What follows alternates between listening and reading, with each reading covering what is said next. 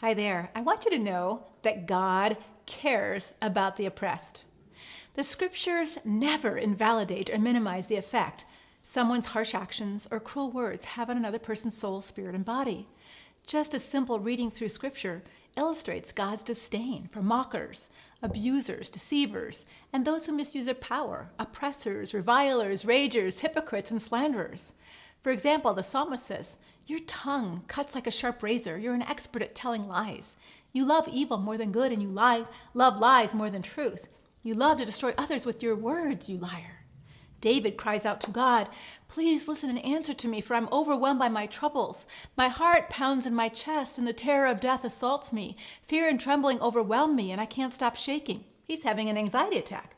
He goes on to say, "It's not an enemy who taunts me. I could bear that. It's not my foes who so arrogantly insult me. I could have hidden from that. Instead, it's you, my equal, my companion, my close friend." Sadly, I think as Christians, we've failed to validate the destructive consequences of living with a foolish, argumentative, angry, deceitful, contentious, indifferent, hard-hearted, or evil person when the scriptures are quite clear. The effects are real. The psalmist says in Psalm 69:20, "Their insults have broken my heart, and I am in despair." I wonder as Christians if sometimes we haven't valued honesty as much as we preach it. When a woman or man goes to their church leadership and discloses what's going on at home, he or she hopes to be supported and validated. For some individuals, that's just not been their experience. Instead, he's been scolded and shamed or shunned, or she's been told, "You got to bring your husband in for his side of the story. Don't gossip about him." But how can a person speak honestly with a spouse present if they're afraid of what's going to happen when they get home? She's been told she needs to be more submissive, try harder to make things work.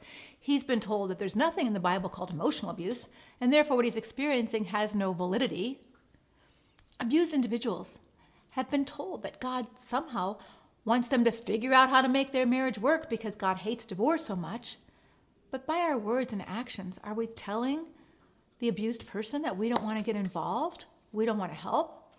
Do we inadvertently encourage the victim to just shut up, keep quiet, placate, and pretend?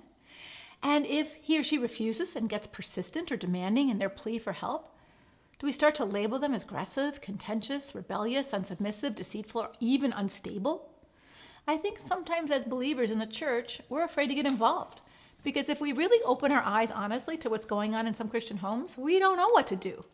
And we've valued the sanctity of marriage over the safety and the sanity of the people in it. Therefore, we've encouraged women and some men to just put up with abusive behavior rather than speak up or stand up and have our biblical categories challenged. Yet Jesus commended the persistent widow in Luke 18, who kept pestering the judge for legal protection against the injustice she was experiencing. Dietrich Bonhoeffer said to the churches who were silent when Adolf Hitler began abusing the Jews, "Silence in the face of evil is itself evil. God will not hold us guiltless.